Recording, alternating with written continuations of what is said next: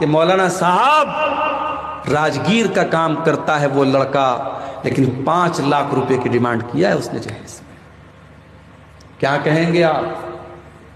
जितना क्वालिफाइड दामाद है उसी के हिसाब से डिमांड हो रही है, और जहेज मांगने वाला भी पक्का मुसलमान और जहेज देने वाला भी पक्का मुसलमान। मेरे प्यारे साथियों, नबी के दौर में हजारों शादियां हुई, नबी ने 11-11 शादियां की, नबी ने 4 बेटियों की शादी की, सहाबे किराम ने निकाह किया।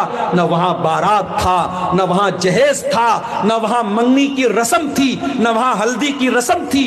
बड़े सिंपल तरीके से निकाह हो जाता था। हमारे यहां आज शादी ब्याह में पूरा का पूरा सिस्टम ही गड़बड़ है। बस एक काम सुन्नत के मुताबिक होता है, बल्कि वो भी सुन्नत के मुताबिक नहीं होता है। निकाह पढ़ाने के लिए हम मौलवी साहब को बुलाते हैं और मौलवी साहब बेचारे आते हैं और बाकायदा लड़का के पास निकाह कबूल कराने के पहले लड़की के पास जाते हैं, और इल्म होने के बावजूद हमारा अमल नहीं है। इल्म है लेकिन अमल नहीं है। और और अल्लाह हमें उनके रास्ते पर भी मत चलाना जो गुमराह हो गए। कौन गुमराह हो गए? जिनके यहां अमल था मगर इल्म के बगैर था, दलील के बगैर था। शाबान का महीना आया, 15 शाबान की तारीख आई। एक बड़ी तादाद ने इस रात में इबादत की, रात रात भर इबादत की गई, दिन में रोजा रखा गया, कब्रिस्तान को चरागाह किया गया, अपने अपने मुर्दों की कब्रों पर जाकर के फातिहा पढ़ा गया। पूछो मेरे भाइयों, ये अमल आप जो कर रहे हो, इस अमल की दलील क्या है? इस अमल को किसने किया? कोई एक भी सही रिवायत मौजूद नहीं है। अगर इतनी बरकत वाली रात है, अगर जहन्नम से नजात वाली रात है, तो जिस तरीके से रमजान के आखिरी अशरे की ताक रातों के बारे में सही हदीसें मौजूद है, शबे बारात के बारे में हदीसें क्यों मौजूद नहीं है? इसका मतलब ये हुआ कि ये अमल सही नहीं है, इसके ऊपर दलील नहीं है। अमल तो हो रहा है मगर दलील नहीं है। और याद रखो मेरे प्यारे साथियों, जो अमल बगैर दलील के किया जाए, बगैर इल्म के किया जाए, वो अमल अल्लाह ताला क्या बर्बाद हो जाएगा। अल्लाह कुरान में फरमाता है, वुजूहुन यौमइज़िन खाशिया आमिलतुन नासिबा तस्ला नारन हामिया। कयामत के दिन कुछ ऐसे भी लोग आएंगे जिनके चेहरे डरे हुए होंगे, जिनके चेहरों पर खौफ होगा। आमिलतुन नासिबा, वो बहुत अमल करके आए होंगे और अमल करके थक गए होंगे। तस्ला नारन हामिया, और वो भड़कती हुई जहन्नम की आग में डाले जाएंगे। और इल्म होने के बावजूद हमारा अमल नहीं है। इल्म है लेकिन अमल नहीं। मुश्किल है कि सुधरे। अगर अमीर तबका नहीं सुधरता है तो मिडिल क्लास का तबका यह सोच ले कि हम उनकी वजह से अपनी जान को जोखिम में नहीं डालेंगे। हमें जितनी इस्तेताअत होगी अपनी इस्तेताअत के मुताबिक सादगी के साथ हम शादी करेंगे।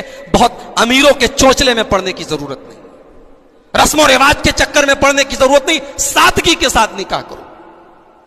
कोई जरूरी नहीं कि आप चिकन ही करें तभी आपकी शादी होगी। आपके पड़वा की ताकत है, पड़वा की गोश्त की, आप जो है शादी कीजिए। कोई जरूरी नहीं कि आप 1000 आदमी का खाना करें। 500 लोगों की ताकत है, आप 500 लोगों का खाना कीजिए। जर्दा की इस्तेताअत नहीं, मत कीजिए जर्दा। इसको नाक का मसला ना बनाइए। सहाबा ने कभी नाक का मसला नहीं बनाया। और इस मामले में मैं देखता हूं कि औरतों का बहुत बड़ा रोल होता है। मर्दों से ज्यादा औरतों की चलती है। मैंने कई घरों में देखा, लड़के ने कहा मैं बारात लेके नहीं जाऊंगा। अम्मा नाराज हो गई। अम्मा नाराज हो गई। अम्मा ने कहा कि जिंदगी में तो एक दिन आवे थे, एक दिन का अरमान है। अब ये मां के अरमान के चक्कर में बेचारा बेटा जो है वो सरेंडर हो जाता है। तो ये औरतों को समझना चाहिए, मेरी प्यारी माओ बहनों को, कि हमारे नबी दुनिया में आए किस लिए थे। रस्म और रिवाज के बंधनों से हमें आजाद करने के लिए ही तो हमारे नबी आए थे। कैसी कैसी गंदी गंदी रस्में थी मक्का। चंद पैसे कमाने के लिए अपने बच्चों को छोड़ के बाहर रहते हैं। उनसे कहूंगा भाई कम पैसे कमाओ, अपने बच्चों को टाइम दो। एक वक्त आएगा जब तुम्हारे पास पैसा तो होगा मगर बच्चे नहीं। आज अपने परिवार को छोड़ के कोई दुबई में काम कर रहा है, कोई सऊदी में काम कर रहा, और क्या जिंदगी है? कुत्तों की जिंदगी है मेरे साथी, जानवरों की जिंदगी। यहां तो इंसान बड़े खुशी के साथ कहता था मेरे भाई तो सऊदी में काम करते हैं, जाके मैंने देखा है वो फैमिली क्वार्टर कैसे हैं, उनके रहने, वो जो ड्राइवर का काम करते हैं सऊदी वगैरह में, छोटे से कमरे हैं बेचारे, उसी में वो रहते हैं, उसी में किनारे लेटरिन बना हुआ है, छोटे से कमरे में पूरी जिंदगी गुजारना है। मैडम का फोन आ गया, मालिक का फोन रात में 2 बजे आया, तो वो ना नहीं कर सकता। ना करेगा तो जल्दी से पासपोर्ट पर स्टाम्प लगा के फौरन एयरपोर्ट भेज दिया, जाओ वापस जाओ अपने इंडिया चले। कोई जिंदगी? मैं कहता हूं कम खाओ, अपने बच्चों को बाप का प्यार तो दे दो मेरे साथी। कितनी औरतें बेचारी रोती हैं, मसला पूछती हैं, मौलवी साहब मेरा शौहर 2 साल से बाहर है, 3 साल से दुबई में है, मैं शादीशुदा औरत अकेली रहूं, कैसे रहूं?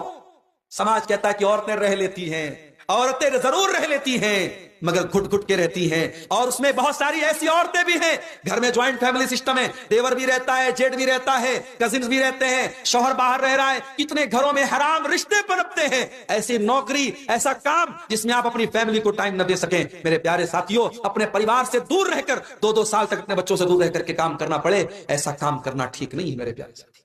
चंद पैसे कमाने के लिए अपने बच्चों को छोड़ के बाहर रहते हैं, उनसे कहूंगा भाई कम पैसे कमाओ, अपने बच्चों को टाइम दो।